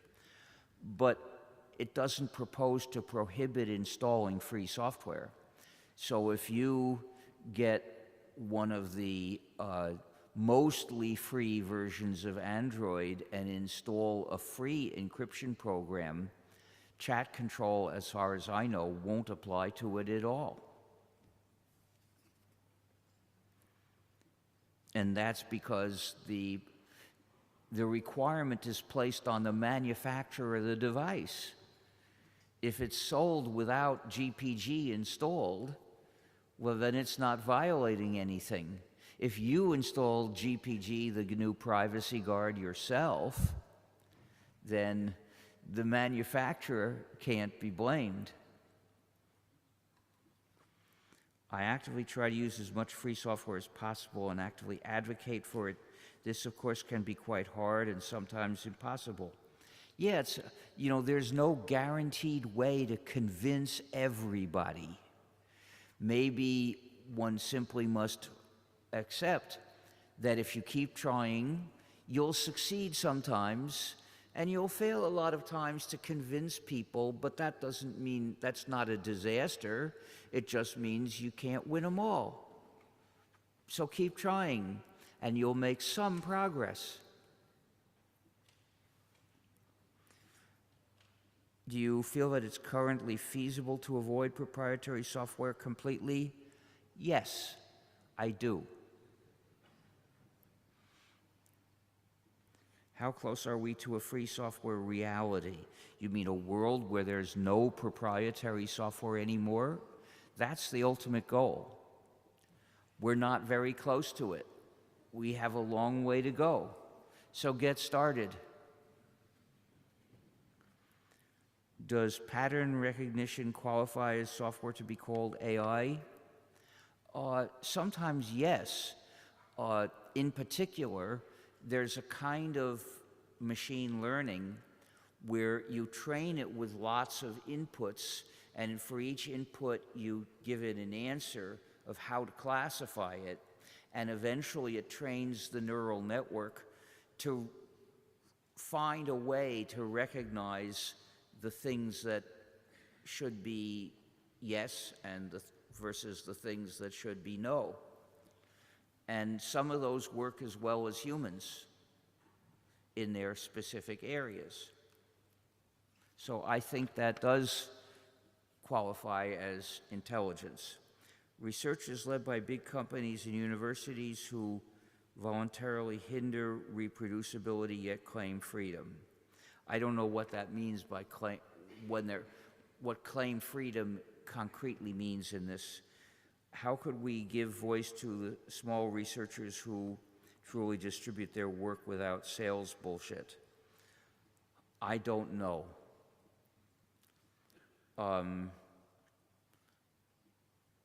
That's outside of my own work, and I just don't know how.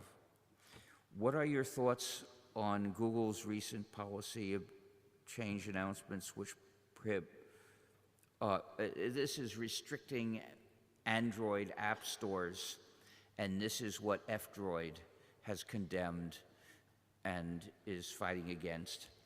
And the Free Software Foundation is working with f-droid on this. We're on the same side, the free software side. What do you think about recent anti-freedom movements made by the giant tech companies in the name of bullshit generators? Well, I'd say it's a marketing hype campaign. It's not a political type movement that I see. Maybe tomorrow the EU Parliament will vote on chat control. My understanding is it's blocked by several countries in the EU. That's what people were telling me last week. But I am not an expert on chat control itself or EU politics. Basically, though, I think you need to be active with your own government and with your MEPs if you want to influence what the EU will do on this or any other issue.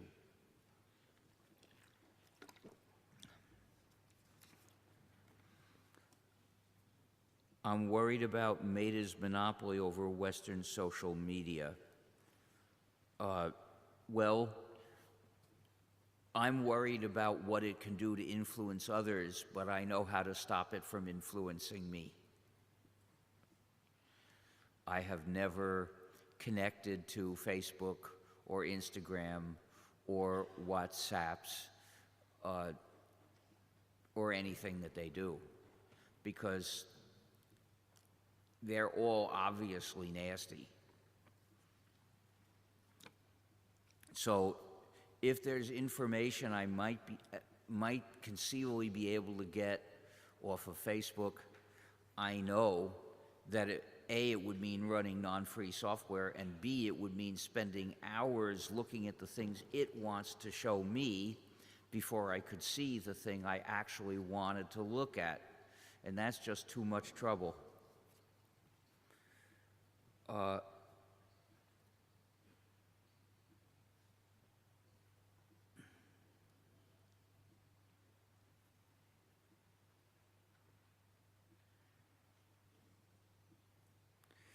If you had now a child, how would you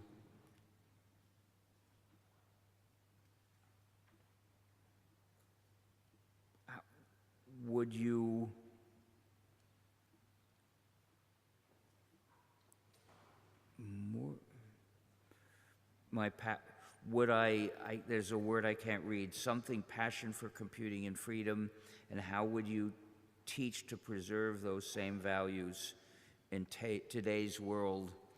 Well, using marketing terms, which I don't agree with.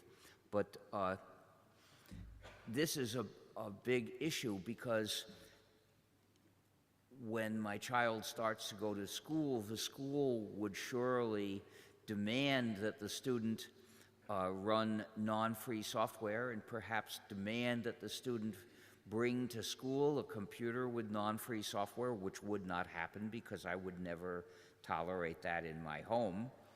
I wouldn't tolerate my kids being addicted to unjust software.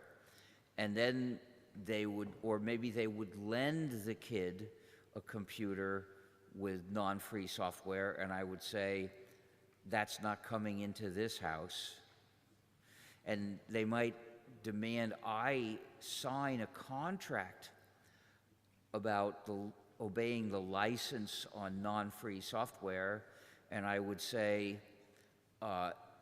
in the 1980s, I vowed I would never agree to anything like this, and I never have, and I won't start now.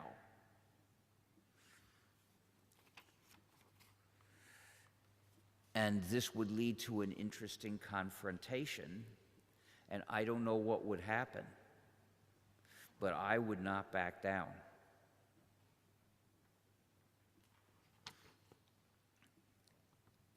Okay, I'm going to save that, though. Maybe it's... but how about if you send me an email, the person who wrote this? You said earlier that ChatGPT is bullshit generator. What is for you the correct meaning of computer understanding? Well,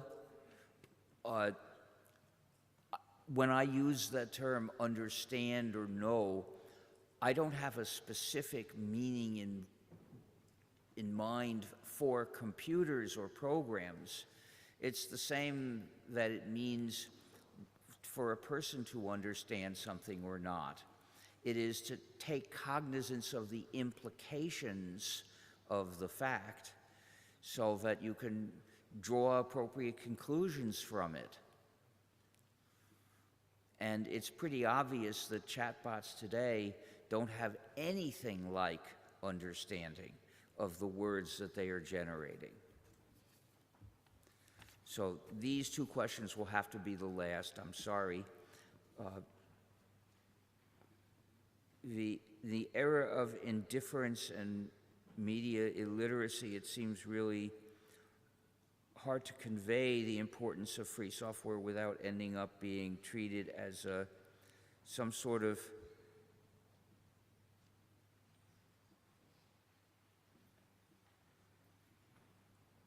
something spirationist. How should we overcome this wall of hostility? Well, using drastic examples of unjust software can be a good start. I mean, there are many examples of nastiness by software developers and nastiness by server developers that will make anybody angry. Like when it won't let you unsubscribe. It just keeps making you say, yes, I really want to unsubscribe for the 15th time. Yes, I really want to. Oh, you're asking me again for the 16th time. Yes, I want to unsubscribe. Yes, I really mean it. This is known as a dark pattern. They're very common. Look up dark patterns. You'll find lots of examples. But here's another. There is a company that develops software to keep patient records in medical clinics and hospitals, and it's used in lots of them in the US and outside the US too. It's called Epic. And recently in the US, they added something to the site's terms and conditions. Now, their terms and conditions have a rather frequently encountered clause. They can change the terms and conditions at any time, and if you use the site again, you have accepted the new terms, even if you never read them. Now, this ought to be illegal. It's obviously for suckers, and I never agree to any terms or conditions which say that. I couldn't use the site anyway. It sends non-free software, which I won't run.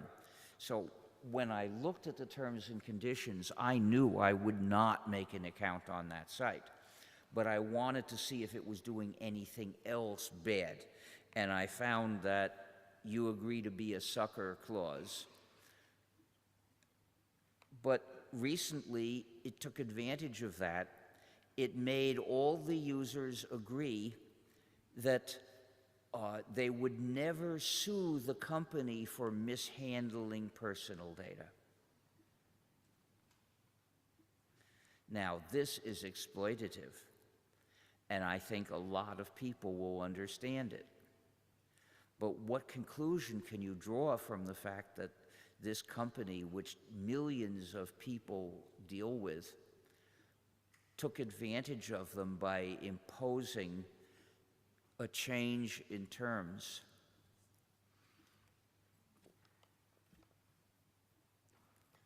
That will help them to see that these companies are in a position to mistreat people, and they do so.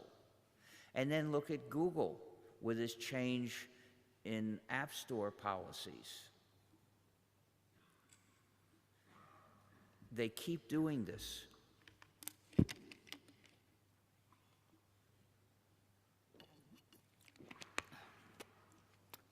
So at this point, it's time to finish because I want to auction a book and a GNU.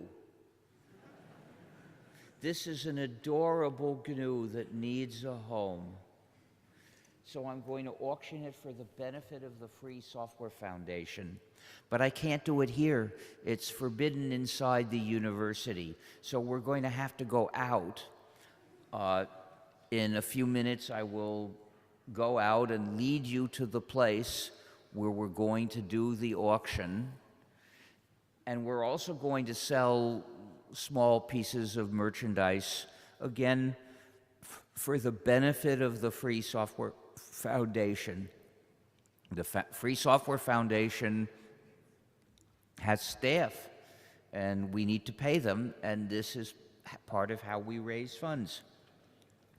You can also donate to the Free Software Foundation, and you can also join the Free Software Foundation, and that will support our work. That's part of one answer to the question of how you can help support free software in the world. So I'll be going out that way, and I'll go down the elevator because I have arthritis in my knees. But most of you, I think, can go down the stairs and we'll get to the same place.